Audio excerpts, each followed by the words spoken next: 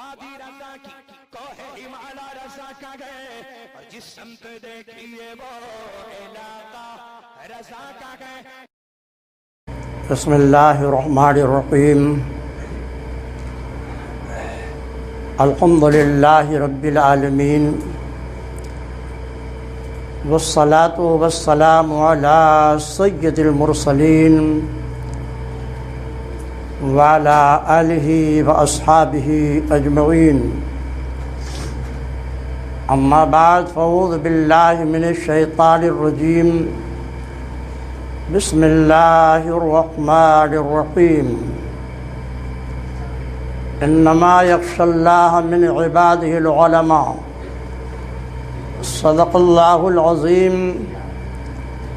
وبلغنا رسولہ النبی الامین الکریم. ونحن علی ذلک لمن الشاہدین والشاکرین. والحمد للہ رب العالمین.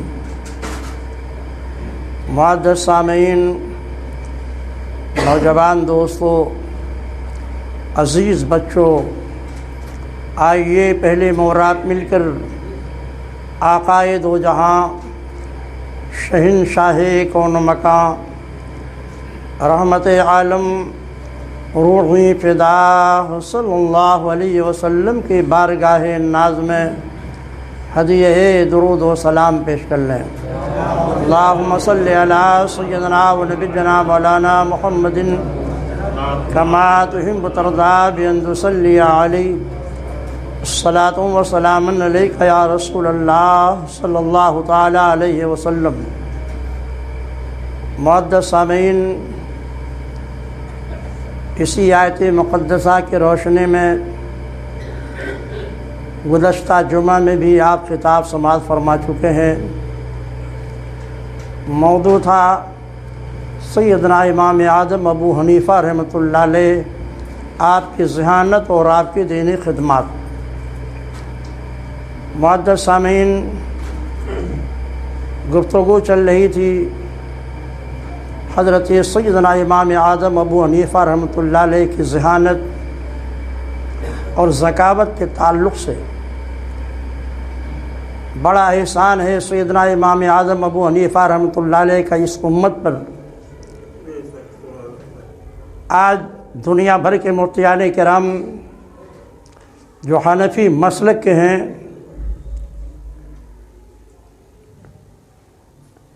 وہ امام اعظم ابو حنیفہ رحمۃ اللہ علیہ کے فقہی تدوین سے فائدہ اٹھا کر آج پوری دنیا میں اس کے روشنی میں فتاوے دے رہے ہیں.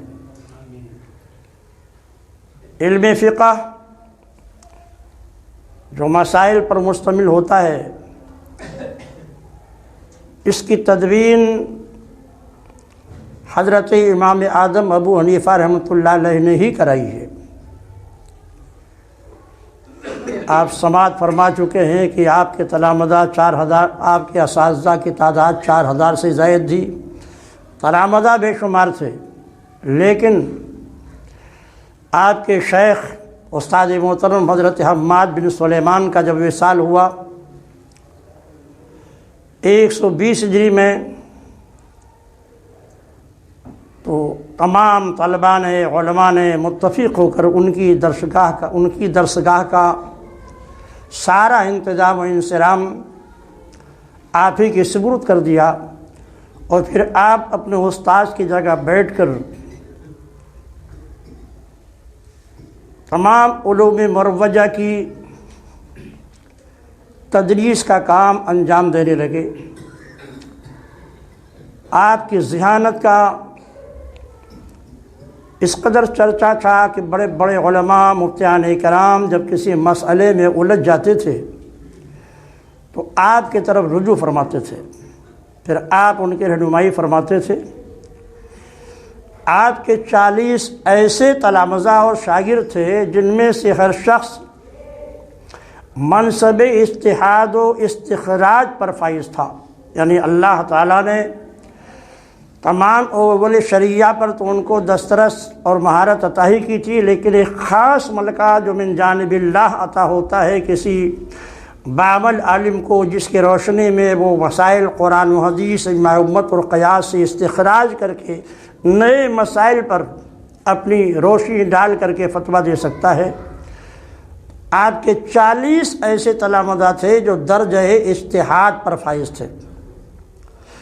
امام اعظم ابو حنیفہ رحمۃ اللہ علیہ، امام شافعی، امام مالک، امام احمد بن حنبل، ان کی حیثیت مجتہد فی المذہب کی تھی، یعنی فقہی قوانین کو انہوں نے مرتب کیا تھا، اور ان سب کے تلامذہ انہی قوانین کی روشنی میں جب کوئی مسئلہ درپیش ہوتا تھا تو جس کا جواب صریح طور پر قرآن و حدیث میں نہیں ملتا تھا تو اسی قانون کی روشنی میں جزئیات پر قیاس کر کے مسائل کا استخراج کر کے قوم کی رہنمائی کرتے تھے۔ ایسے تلامذہ کی تعداد 40 تھی جو خود مجتہد تھے، یعنی مجتہد فی المسلک تھے۔ آپ کا خود ارشاد ہے کہ میرے 40 تلامذہ ایسے ہیں جنہیں دنیا کے کسی بھی حصے کا قاضی اور مفتی بنایا جا سکتا ہے، اور ان میں 12 ایسے تلامذہ ہیں جو بڑے بڑے قاضیوں اور مفتیوں کے لیے تعلیم و تربیت کا کام انجام دے سکتے ہیں۔ انہی تلامذہ میں ایک مشہور نام حضرت امام ابو یوسف رحمۃ اللہ علیہ کا ہے، جنہوں نے ہارون رشید کے زمانے میں عہدہ قضا کو قبول کر کے مسلک احناف کو تمام اسلامی ممالک میں پھیلا دیا تھا، اور اسی وجہ سے خلفائے بنی عباسیہ میں زیادہ تر لوگوں کی جو شہنشاہ ہوئے تھے وہ مذہباً حنفی تھے۔ حضرت امام ابو یوسف تمام اسلامی ممالک کے قاضی تھے۔ کسی بھی ضلع میں قاضی کا انتخاب کرنا ہوتا تھا تو آپ ہی کیا کرتے تھے، اور آپ اس کا خیال رکھتے تھے کہ مذہب حنفی کی روشنی میں قاضی کا تقرر کیا جائے۔ اس طرح انہوں نے تقریباً تمام اسلامی ممالک میں مسلک احناف کی ترویج و ارشاد کا ایک بہت لمبا سلسلہ انہوں نے شروع کر دیا تھا۔ یہ بھی آپ کے تلامذہ میں تھے، یہ خود مجتہد فی المسلک تھے۔ امام محمد رحمۃ اللہ علیہ آپ کے تلامذہ میں سے تھے، مجتہد فی المسلک تھے۔ امام ظفر رضی اللہ تعالیٰ عنہ آپ کے خاص تلامذہ میں تھے، یہ مجتہد فی المسلک تھے۔ 40 ایسے تلامذہ تھے جن کے لیے آپ نے ایک مجلس شورا بنائی تھی۔ آپ خود اس مجلس شورا کے صدر تھے۔ نئے نئے مسائل اس محفل میں پیش کیے جاتے تھے، اور ہر شخص کو آزادی رائے کے ساتھ دلائل و براہین کی روشنی میں گفتگو کرنے کی اجازت تھی۔ مکمل بحث ہوتی تھی، کبھی کبھی ایک مسئلے پر۔ یہ 40 جو مجلس شورا کے افراد تھے، ایک ایک مسئلے پر ایک ایک ہفتے تک بحث ہوتی رہتی تھی۔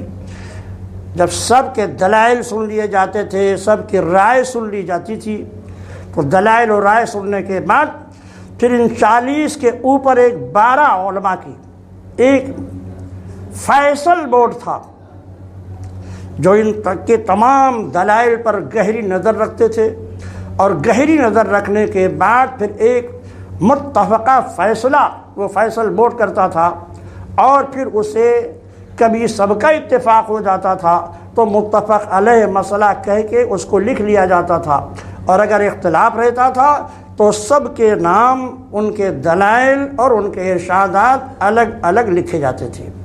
اس طرح امام اعظم ابو حنیفہ رحمۃ اللہ علیہ نے 90,000 مسائل کو اپنی حیات میں مدون اور جمع کرا دیا تھا۔ معزز سامعین، کیسے کیسے پیچیدہ مسائل آتے تھے آپ کے سامنے، اسی کی چند نظائر آپ کے سامنے پیش کرتے ہیں۔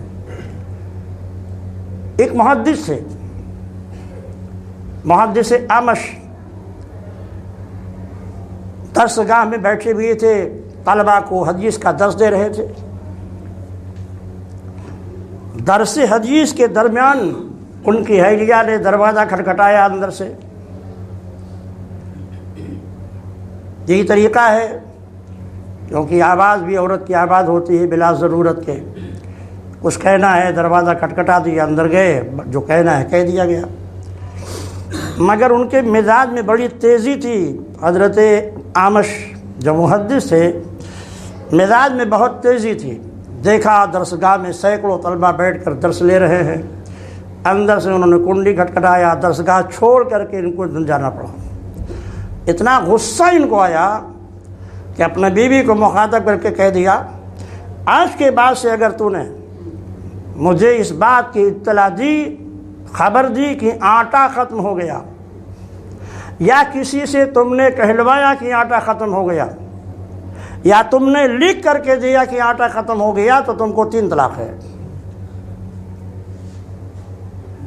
مزاج میں تیزی چیز کہہ دیا انہوں نے۔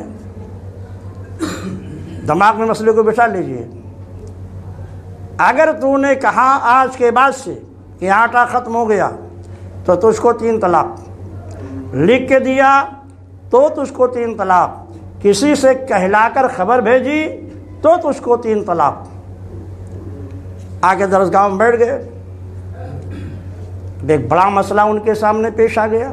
ظاہر ہے آٹا تو ختم ہونا ہی ہے، اور جب ختم ہوگا کہتی ہیں تو 3 طلاقیں مغلظہ واقع ہو جائے گی، خبر بھجواتی ہیں تو 3 طلاق مغلظہ واقع ہو جائے گی، لکھ کے دیتی ہیں تو 3 طلاق مغلظہ واقع ہو جائے گی۔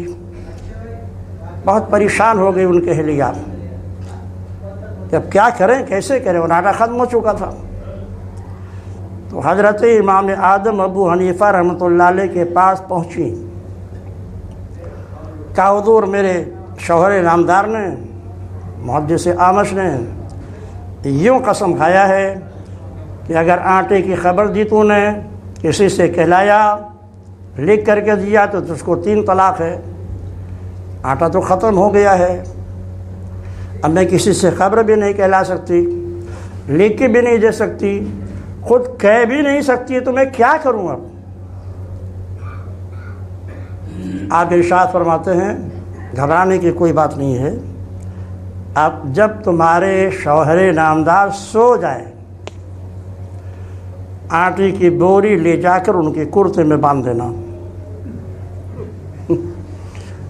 آٹے کی بوری لے کر ان کے کرتے میں باندھ دینا، جب اٹھیں گے سمجھ جائے گے وہ، نہ تم نے کسی سے کہلوایا، نہ خود کہا، نہ لکھ کر کے دیا، طلاق نہیں پڑے گی۔ چنانچہ انہوں نے ایسے ہی کیا۔ تو محدث اعمش کہتے ہیں کہ جب تک ابو حنیفہ زندہ ہیں مرد رسوا ہو گئے، یعنی کوئی مرد کیسے بھی قسم کھائے عورتیں جری ہوں گی، اس کا کوئی نہ کوئی راستہ وہ نکال دیں گے۔ دوسرا مسئلہ دیکھیے، بہت ذہین تھے۔ ایک شخص نے قسم کھا لیا بیوی سے صحبت کرنے کے بعد،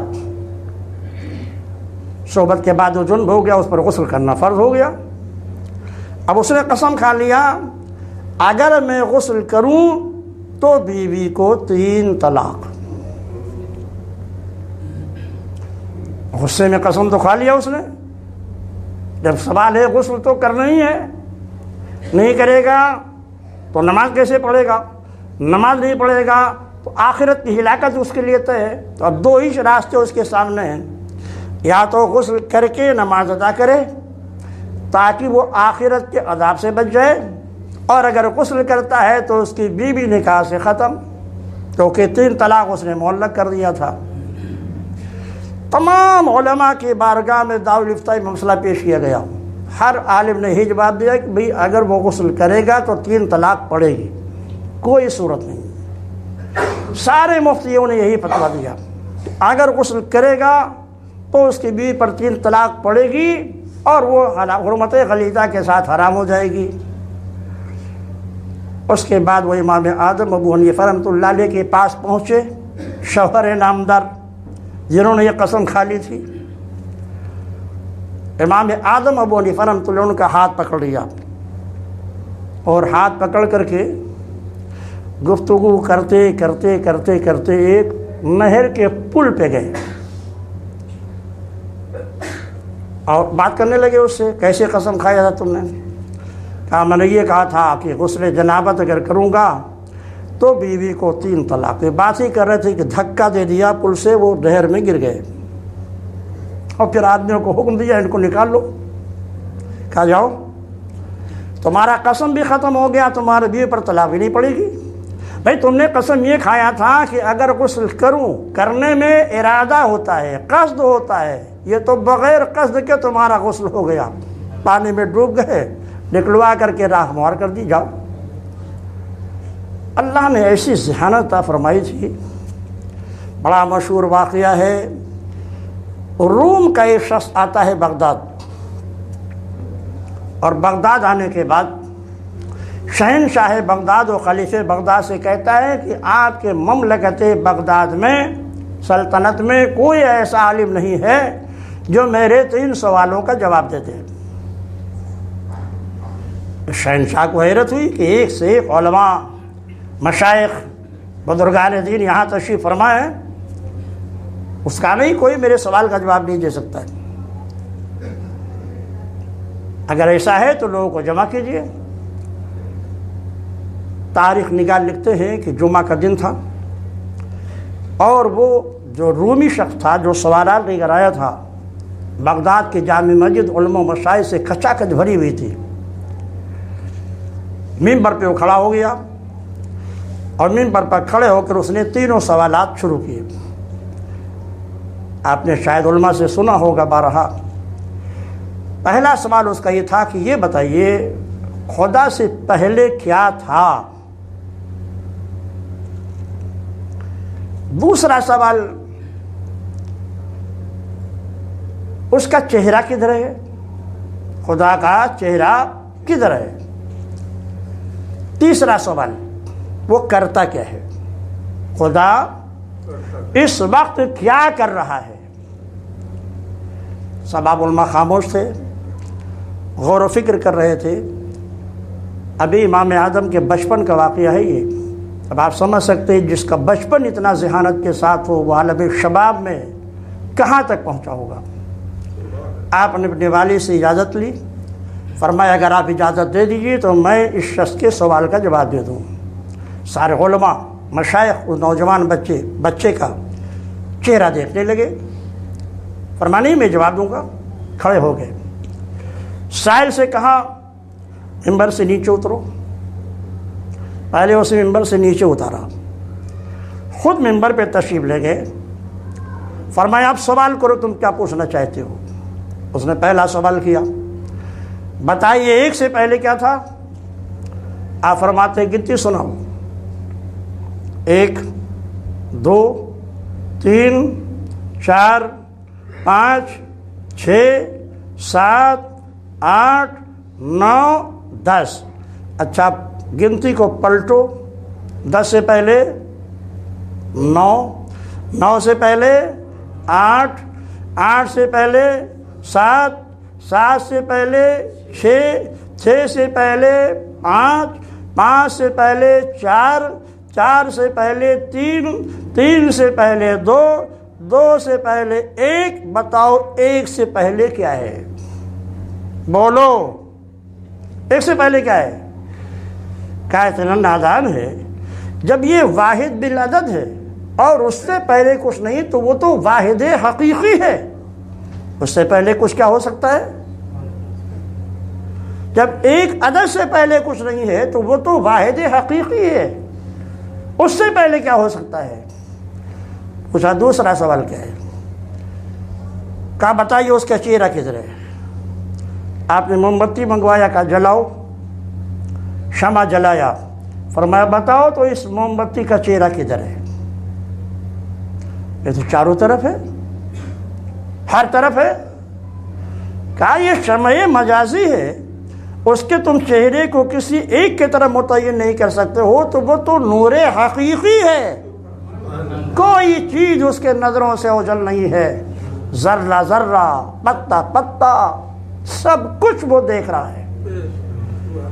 کہا کرتا کیا ہے؟ کہا یہی کرتا ہے کہ تم جیسے سائل کو ممبر سے اتارتا ہے اور بدھ جیسے مجیب کو ممبر پہ چڑھاتا ہے۔ سارے تحائف وہیں دے کر کے علماء کو چلایا۔ بڑی ذہانت سے اللہ نے نوازا تھا۔ ایک بار آپ کے شاگرد رشید، اور ایسا نہیں کہ علی عالم تھے، بہت بڑے اللہ کے ولی،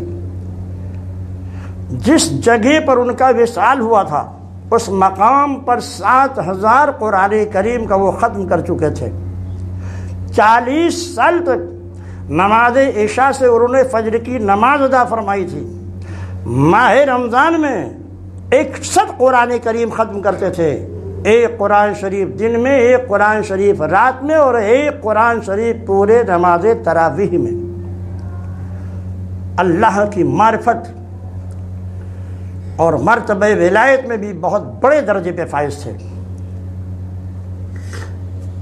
آپ کے شاگرد رشید امام ابی یوسف ہیں، امام اعظم کا مناظرہ دیکھیے۔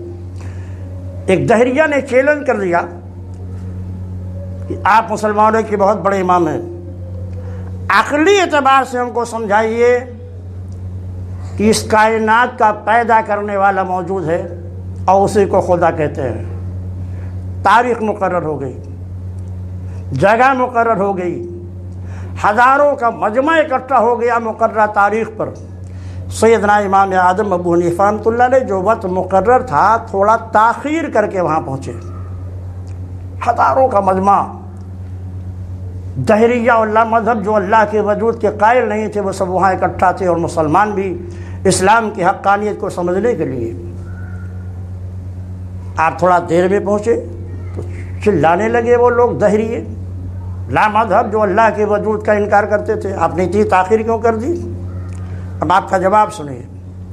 فرماتے بھئی تاخیر کی وجہ یہ ہے کہ جب میں گھر سے چلا تو راستے میں ایک دریا پڑتا ہے، میں دریا کے کنارے کھڑا تھا تو میں نے دیکھا ایک درخت ہے خود بخود کٹ گیا، پھر اس میں سے خود بخود تختے نکل آئے، پھر خود بخود ایک کشتی تیار ہو گئی، اور پھر خود بخود وہ کشتی دریا پر تیرتے ہوئے اس کنارے چلی گئی۔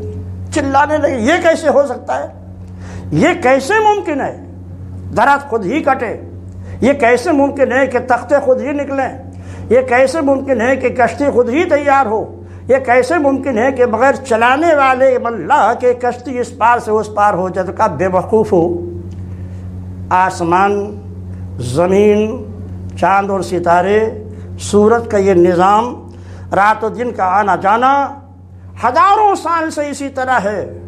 جب ایک کشتی بغیر بنانے والے کے نہیں بن سکتی ہے تو اتنی بڑی کائنات، اور یہ کائنات کے یہ سارے ستارے، پہاڑ، زمین، دریا، سورج، رات و دن، ان کا وجود بغیر پیدا کرنے والے کی کیسے ہو سکتا ہے؟ اسی کو خدا کہا جاتا ہے۔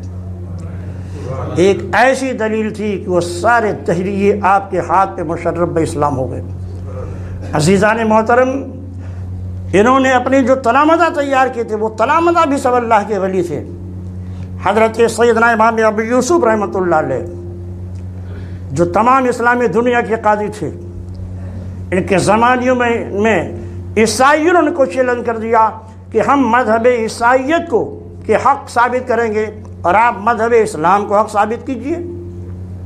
تاریخ مقرر ہو گئی۔ بغداد شریف میں دجلہ کے کنارے لاکھوں لوگ جمع ہو گئے، مقررہ تاریخ اور وقت پر حضرت سیدنا امام ابی یوسف رحمۃ اللہ علیہ وہ سب ماں ٹرکوں پر، وہ سب اپنے اونٹوں پر، گدھوں پر، گھوڑوں پر کتابیں لاد کر کے لے گئے تھے۔ حضرت امام ابی یوسف رحمۃ اللہ علیہ تنے تنہا، ہاتھ میں ایک تسبیح ہے اور کندھے پر ایک مصلی لیے ہوئے ہیں، بغیر کسی کتاب کے مناظرے کے لیے وہاں پہنچ گئے۔ ان کی طرف کوئی توجہ نہیں فرمائی۔ دریائے دجلہ کے پانی پر چلتے ہوئے بیچ دریائے دجلہ میں جا کے کھڑے ہو گئے اور وہیں پر مصلی بچھا دیا، پانی کی سطح پر نماز پڑھنے لگے۔ نماز پڑھ کے فارغ ہوئے تو کہا وہاں نہیں، مناظرہ یہاں ہوگا۔ اسلام کی حقانیت سمجھنا ہے نا تو زمین پر نہیں، جیسے میں چل کر کے آیا ہوں تم بھی چل کے آؤ نا یہاں پہ۔ کہا حضور اب مناظرہ آپ سے کیا کریں گے؟ مناظرہ تو ہو گیا، بے شک اسلام مذہب حق ہے، ہمیں اپنے دامن سے وابستہ کر کے مسلمان بنا لیجیے۔ ہزاروں عیسائی مسلمان ہو گئے۔ پروردگار عالم نے احسان ہے ان ہمارے علماء اور بزرگوں کا، آج ہم مذہب اسلام کو سینے کے ساتھ لگائے ہوئے ہیں۔ معزز سامعین، ایک بار ایسا بھی ہوا کہ آپ کے شاگرد امام ابو یوسف رحمۃ اللہ علیہ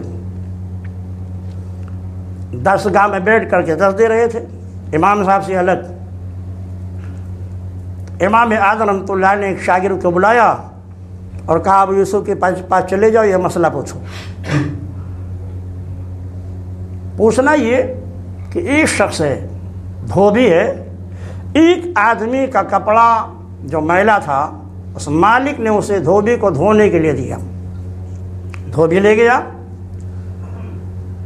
لیکن مالک نے جب کپڑا مانگا تو اس نے انکار کر دیا، کہا میں کوئی کپڑا لے کر نہیں آیا، آپ کا کوئی کپڑا میرے پاس نہیں ہے. مالک واپس چلا آیا، انکار کر دیا اس نے.